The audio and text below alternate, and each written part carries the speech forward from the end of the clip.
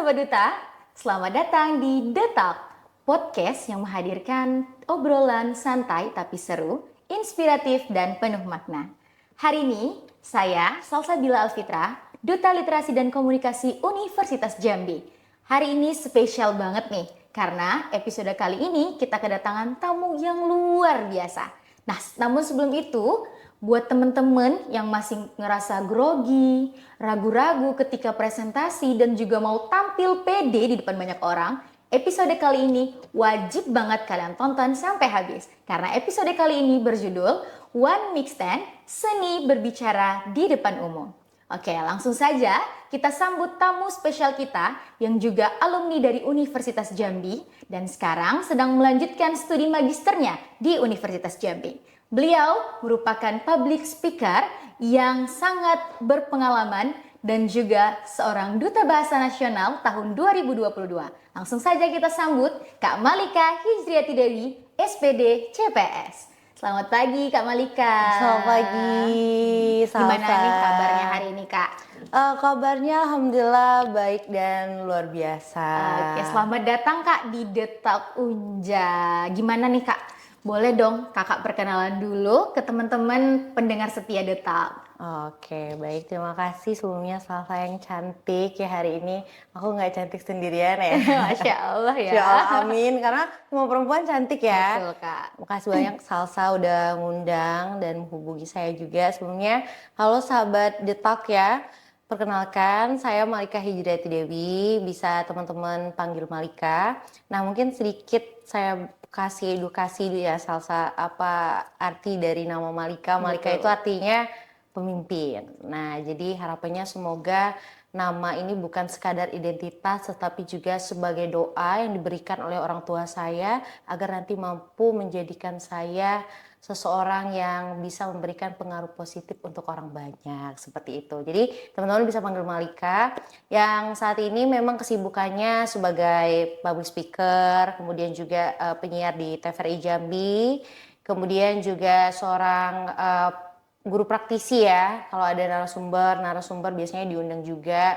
Sama memang fokusnya sekarang sedang menjalani studi di magister ya, Pasar Sejarah Universitas Jambi, Prodi Pendidikan Bahasa dan Sastra Indonesia gitu. Jadi fokusnya tetap pendidikan tapi memang freelancernya sebagai pembawa acara, narasumber dan lain-lain kayak gitu. Tadi juga benar, alhamdulillah diberikan amanah dari tahun 2022 sebagai Duta Bahasa Nasional juga dan terbaik satu putri Duta Bahasa Provinsi Jambi yang sekarang masih menjalin kerjasama mitra kerja Balai Bahasa Provinsi Jambi Vela. Nah jadi udah pernah tes UKBI nggak? Belum Kak. Nah uji kemampuan bahasa Indonesia. Jadi itu juga penting sih untuk kita sesuai dengan tema tadi kan, one mic, one stand mic gitu ya. Jadi bisa juga mengukur kemampuan kita bahasa. Betul. Nanti dari situ kita juga bisa berlatih untuk gimana penyampaiannya melalui tes itu juga menambah kemampuan kita gitu. Itu sekedar pengenalan aja. Mungkin itu aja dulu ya pengenalan dari saya biar nanti perkenalannya cukup ya. Cukup, nah sekarang kan kakak ini udah berwawasan banget nih, udah berpengalaman di bidang public speaker. Salsa mau tahu dong Kak, sejak kapan kakak memulai mencintai dunia public speaking? Oh sejak kapan? Iya. Dalam ya pertanyaannya ya. Sejak kapan gitu ya. Sebenarnya kalau ditanya sejak kapan itu ngalir aja sih, karena memang dari sekolah dulu diberikan amanah untuk ikut lomba. Betul. Misalkan lomba pidato Malika aja gitu. Terus juga alhamdulillah ya ini ya teman-teman mungkin bisa jadi motivasi, bukan berniat untuk mawas diri atau membanggakan diri, enggak, tapi alhamdulillah dari sekolah dasar tuh udah peringkat 1 terus. Dari sekolah, alhamdulillah. Ambis ya bun gitu ya. Gak apa-apa kalau ambis untuk positif gak apa-apa gitu ya. Dan alhamdulillah juga dari SD, SMP itu selalu peringkat umum juga sampai SMK. Nah kemudian dari peringkat itulah karena dikenal anaknya mau belajar salsa, akhirnya dikasih amanah untuk jadi pembawa acara di sekolah. Itu sekolah. Awalnya berarti ya Kak? Betul, dari situ. Kemudian juga dikasih amanah untuk lomba cerdas cermat, kemudian debat, lomba pidato, lomba nyanyi juga. Dulu dikasih amanah seperti itu. Dan pada akhirnya memang seiring dengan berjalannya waktu kan memang ada proses-proses ya. Ternyata public speaking ataupun wicara publik itu memberikan kita pandangan bahwasanya kosakata ataupun tuturan kita akan memberikan kesan bahwasanya itu akan menunjukkan citra diri kita pada orang lain. Dan juga dengan kata-kata itu ataupun dengan tuturan kita itu akan memberikan Mencerminkan pandangan, diri kita juga, ya, Kak, ya? mencerminkan diri, sama juga memberikan pandangan bahwasanya seseorang bisa mengubah pola pikir dan cara pandang seseorang terhadap suatu hal. Nah, jadi ketika kakak menyadari bahwasanya dengan tuturan itu sangat-sangat ajaib ya. Dengan tuturan kita bisa mempengaruhi orang Betul. lain, dengan tuturan kita bisa memberikan mengubah iya, emosi juga, mengajak Kak. emosi juga, mempengaruhi mereka terutama hal yang positif. Atau mungkin ketika kita ngobrol, mungkin entah itu entah apa yang dia hadapi dalam kehidupannya, tapi kita bisa ngasih dia nasihat atau mungkin saling berbagi pengalaman, itu bisa mengurangi rasa sedih atau rasa mereka terhadap penatnya dunia ini. Nah, jadi dengan ajaibnya tuturan itulah membuat kakak jatuh cinta dengan dunia wicara publik atau public speaking, kayak gitu. Jadi jatuh cintanya itu natural ya, nggak dibuat-buat nggak ya. dibuat-buat. Jadi memang sejak sekolah dasar memang sudah menekuni dan mencoba lah setidaknya kayak betul mencoba banget, Salsa, dunia public speaking. Nah, menjawab nih dari pertanyaan teman-teman mahasiswa yang lain, pasti banyak mengatakan kalau public speaking itu menakutkan, Kak. Berbicara di depan publik itu membuat gemetar, Kak. Nah, menurut kakak, kenapa sih kebanyakan orang itu takut untuk berbicara di depan publik atau berbicara di depan umum? Oh, oke. Bicara tentang ketakutan ya. Iya. Aku juga takut sekilan kamu. Aduh, Ya. aku agak salting gitu ya. Aduh, angkat tangan ya. Bukan ya. Gak apa, kita sambil apa ya, biar lebih santai ya. Betul, intermezzo aja Iya, ya, Kak. intermezzo. Jangan ya, dia. Nah, jadi gini sih, kenapa Salsa kita mungkin awalnya juga kakak awalnya ada rasa khawatir dan takut. Apa sih yang menyebabkan kita takut terhadap bicara publik atau public speaking? Yang pertama itu adalah takut dinilai salah, ya. Karena kita takut persepsi orang lain itu akan beranggapan negatif ke kita. Karena memang kita apa ya?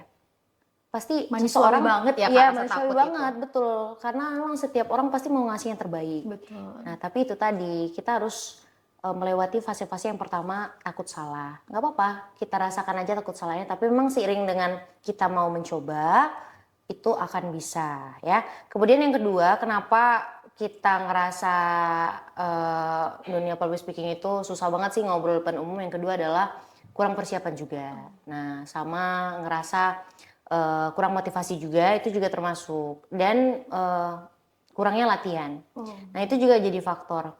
Kemudian sedikit ya penjelasan kenapa kurang motivasi. Mungkin mereka merasa ngomong di depan umum kayaknya bukan di bidang aku. Betul. Atau ngomong di depan umum itu nggak penting Nggak deh. passion aku Iya, juga nggak passion gitu. aku.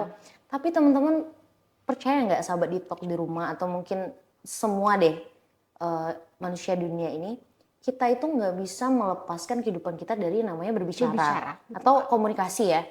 Hubungan aja bisa berakhir tanpa komunikasi. Betul ya kan banget. sih. Apapun itu, entah itu hubungan pekerjaan, hubungan kita sama orang tua, hubungan kita sama kerabat.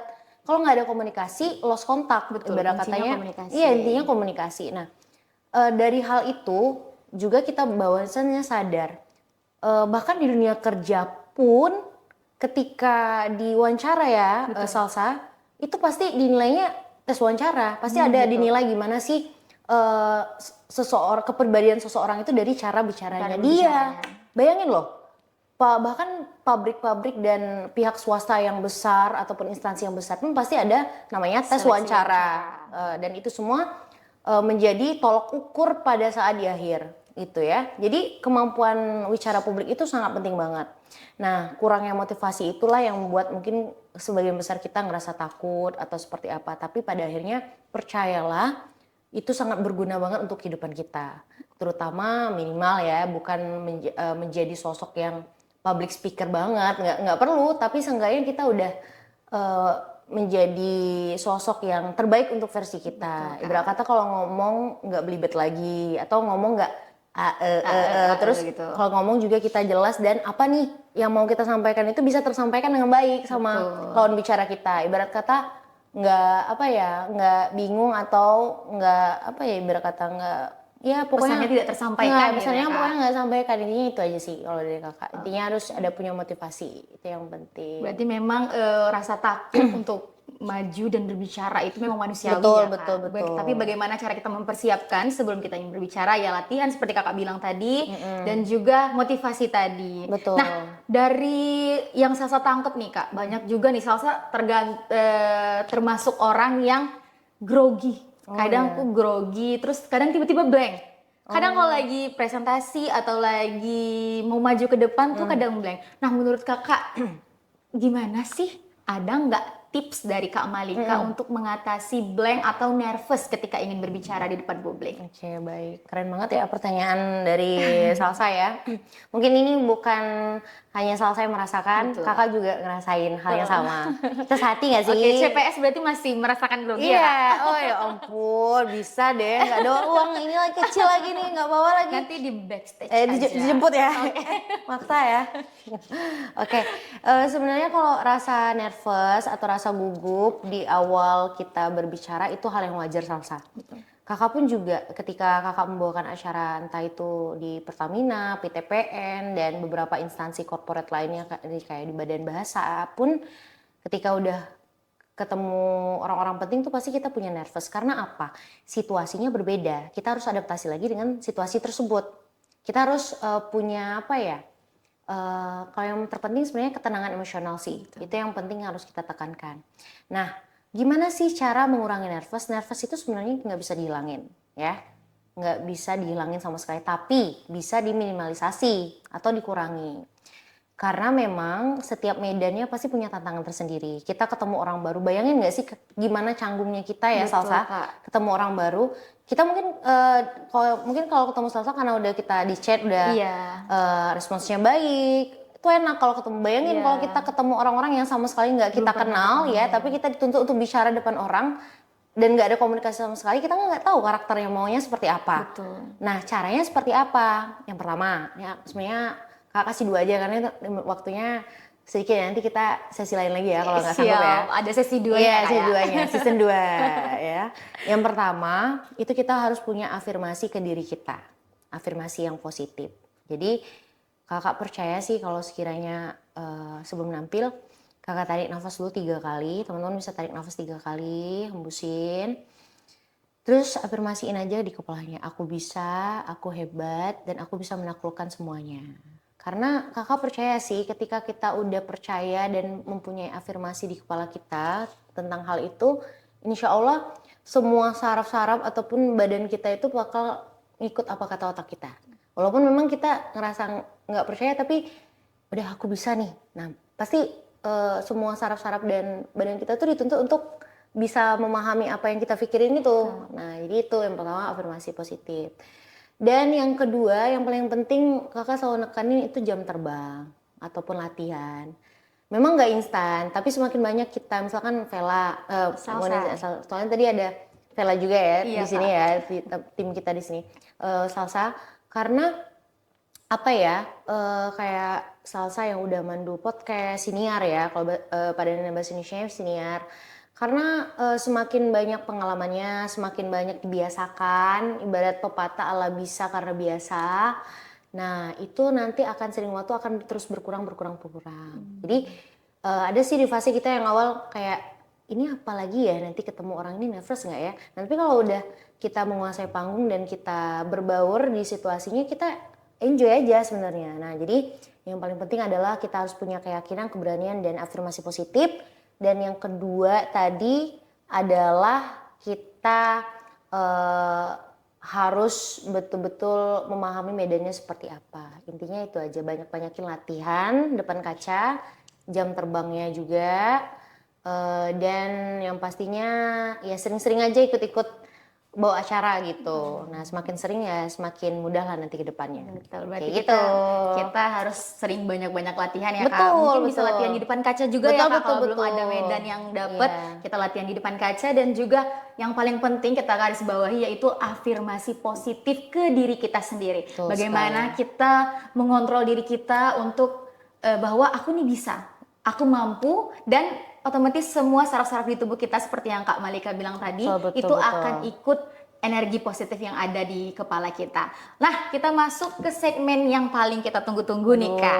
Ngeri Nah, ya. aku mau nanya dan pasti teman-teman juga pasti penasaran ya. Sebagai orang yang sudah berpengalaman nih, Kak, pasti banyak dong pengalaman-pengalaman yang paling berkesan selama Kakak menjadi public speaker atau mungkin yang memalukan, mungkin boleh deh sedikit-sedikit di-spill ke teman-teman di Talk. Aduh, keren banget ya, Unja punya duta kampus yang pinter-pinter ya. Oke, ini hari ini aku pokoknya detail banget harus jelasin ya. Kalau ditanya pengalaman paling berkesan sama yang mungkin kurang berkesan, kurang mengenakan ya. Oke. Sebenarnya kalau ditanya yang paling berkesan, semua kegiatan itu berkesan menurut saya pribadi ya teman-teman ya.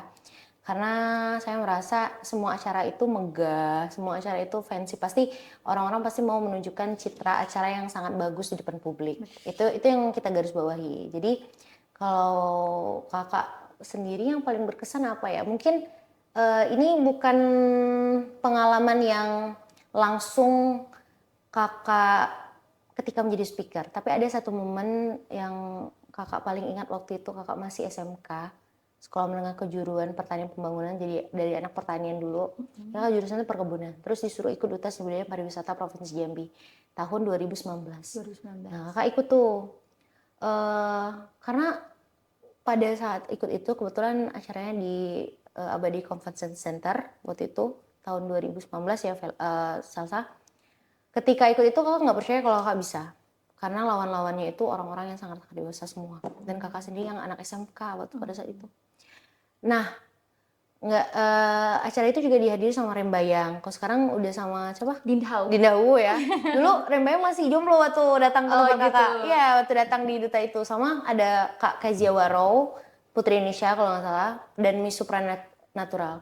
Dan itu perdana kakak ikut lomba yang seperti itu.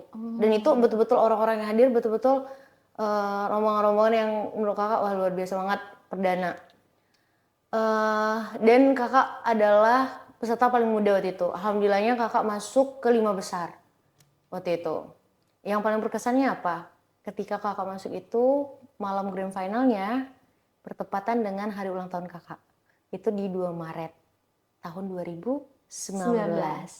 Dan itu sih yang membuat kakak sangat-sangat berkesan ketika kakak ulang tahun, ternyata aku di stage dan panggung sebesar ini ketemu orang-orang hebat walaupun usia aku masih kecil. Dan masih dini. Itu lengket banget sampai sekarang. Ya. Itu pengalaman. Ya, walaupun sekarang memang orang-orangnya udah punya karir masing-masing, udah punya kesibukan masing-masing, tapi kakak lebih ingat momennya. Karena dari situlah pengalaman-pengalaman lain juga ikut kayak itu 2019. Kemudian kalau pengalaman yang agak kurang mengenakan. Sebenarnya kalau kurang mengenakan, kalau dibilang kata kurang mengenakan, kakak itu selalu percaya dan selalu kalau kata temen kakak ya, Malika tuh energi positifnya nggak bisa habis. Kakak selalu ceria gitu kan. Karena rasa sih Kak energi positif kakak ke Salsa terasa banget ya. Coba kerasa nggak? Dari jarak jauh aja ya, kerasa. Karena kita sefrekuensi nggak sih Salsa ya? Karena langsung connect gitu. Betul ya. Karena gini, kakak ngerasa kalau kakak orangnya tipenya nilai orang itu bukan menilai ya, kayak apa aja nilai orang udah kayak psikolog aja nggak sih? Padahal Vela nggak sih harusnya nggak sih nilai ya yang belakang ya. Kakak itu ngelihat first impression kakak itu ngelihat dari raut muka. Oh gitu. Nggak tahu kenapa kalau kakak ngerasa kayak kalau kita nyapa kan misalkan Salsa, iya kayak gitu. Kayak gitu. Gak enak gak sih? Betul. Karena kakak belajar dari situ, kakak ngerasa gak enak. Nah kakak seenggaknya walaupun kita gak bisa ngontrol nih respons orang lain ketika kita sapa, kita bisa mengontrol apa yang kita lakukan. Betul. Jadi kakak berusaha aja untuk senyum pokoknya di segala situasi. Dan yang gak mengenakannya apa? Karena kakak terbiasa seperti itu, iya ada satu momen. Kakak itu lagi gak enak badan. Kakak benci banget situasi dimana kakak besoknya harus on stage. Kan harus dituntut untuk senyum full dan pasti mood kita juga harus mengaruh. Iya betul, ya, profesional betul Salsa. Salsa pinter sih. Iya. Amin. Amin ya. Sun jadi kakak ya. Kalau nggak pinter nggak mungkin jadi duta kampus ya. Nah jadi kakak ngerasa kakak kecewa aja sih waktu itu. Kenapa sih aku harus sakit? Kenapa sih aku nggak bisa ngasih senyuman aku gitu? Orang-orang ini nggak ya nilainya Malika tuh cuek nggak ya? Nah itu yang Takutnya meninggalkan kesan ya Kak? iya betul, karena kakak ngerasa satu kali kita nampil itu akan dikenang sama orang kayak gitu. Itu sih yang menurut kakak kurang mengenakan ketika kakak lagi sakit dan kakak nggak bisa leluasa gerak sana sini, senyum sana sini. Walaupun kakak tetap senyum tapi Terbatas ya iya Kak, terbatas, dengan bayangin kondisi aja. tubuh. Betul banget Salsa. Apalagi hidung mampet, kepala pusing, tapi kita harus senyum itu butuh effort yang lebih Betul banget. sekali, Nah Kak. itu yang membuat kakak kadang capek, tapi nggak capek juga sih, maksudnya kayak pengalaman yang kalau nggak bisa jangan sampai kayak gitu lagi. Betul, Itu aja sih oke. Salsa. Berarti memang pengalaman-pengalaman dari Kak Malika banyak nih yang bisa kita jadiin pelajaran untuk kita sebagai pemula-pemula ya Kak. Betul. Nah terakhir nih Kak, ada satu pertanyaan terakhir. Kalau boleh membeli satu pesan ke seluruh mahasiswa Universitas Jambi tentang bagaimana pentingnya kemampuan berbicara di depan umum, apa yang mau Kak Malika sampaikan buat Sobat The Talk di rumah? Oke, baik. Aduh, ini dalam banget ya pertanyaannya ya. Pesan nih, Kak, Ya, aku pesan. coba lihat dulu kata-kata yang kebuat apa ya bagusnya ya. Oke. Oke. Karena Ini- pentingnya briefing tadi Iya, Kak, iya, ya. briefing. Kita udah briefing ya, Bun ya. Karena waktunya juga singkat, pesan kakak Malika atau pesan Malika sendiri untuk Bapak Ibu dosen saya yang sangat luar biasa di sana, atau mungkin mahasiswa dan mahasiswi senior-senior saya ataupun adik tingkat ya, dan semua yang nonton barangkali sebenarnya Malika juga masih belajar. Jadi kita di sini nggak ada yang paling hebat. Saya juga narasumber di sini bukan narasumber yang tahu segalanya, tapi saya mencoba untuk berbagi apa yang saya punya aja. Dan kata-kata yang bisa saya berikan adalah sebenarnya saya cuma mau menutup dengan kalimat bahwasanya suara yang lantang itu bukanlah suara yang paling besar, suara yang paling kuat, tetapi bagaimana suara itu ataupun gagasan itu bisa dikenang oleh banyak orang. Kemudian juga untuk teman-teman semua teruslah belajar, membaca, menulis, dan belajarlah sesuai dengan bidang yang kalian tekuni, apapun itu ya.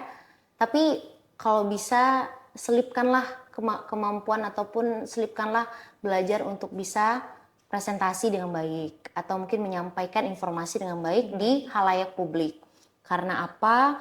Karena memang dunia ini membutuhkan orang-orang yang mampu memberikan dampak positif melalui kata-katanya. Oke. Ya, kalau nggak dari kata-kata, dari apa lagi? Kayak gitu. Jadi jadilah orang yang bisa memberikan pengaruh baik melalui kalimatnya, tuturannya, karena apa yang kita pikirkan, apa yang kita lakukan, dan apa yang kita sampaikan itu akan mencerminkan kualitas diri kita. Gitu. Oke, ini dalam banget ya teman-teman. Sedalam samudra ya Siap, Bun. sedalam samudra seperti lagunya Nadif ya teman-teman ya. Jadi makasih banget Kak Malika. Oke. Akhirnya kita udah di penghujung segmen Ya, kita. betul. Walaupun agak sedikit sedih, tapi terima kasih banyak sudah mau hadir di The Talk Kak. Ya. Terima kasih buat teman-teman yang sudah menonton The Talk episode kali ini. Terima kasih juga ke Kak Malika atas semua yang telah diberikan insight-insightnya kepada kita. Semoga yang Kak Malika sampaikan kepada kita dan semua pendengar dapat lebih pede ke depannya untuk berbicara di depan publik. Amin. Dan seperti kata Kak Malika tadi, suara yang bagus itu bukan suara yang lantang ataupun besar, tapi suara yang dapat memberikan dampak dan kenangan. Oke, mungkin sekian dulu di Talk kita pada hari ini. Saya Salsabila Alfitra dan Kak Malika Hijriati Dewi. kami pamit undur diri. Terima kasih. Terima kasih. See you, bye-bye. Sampai jumpa.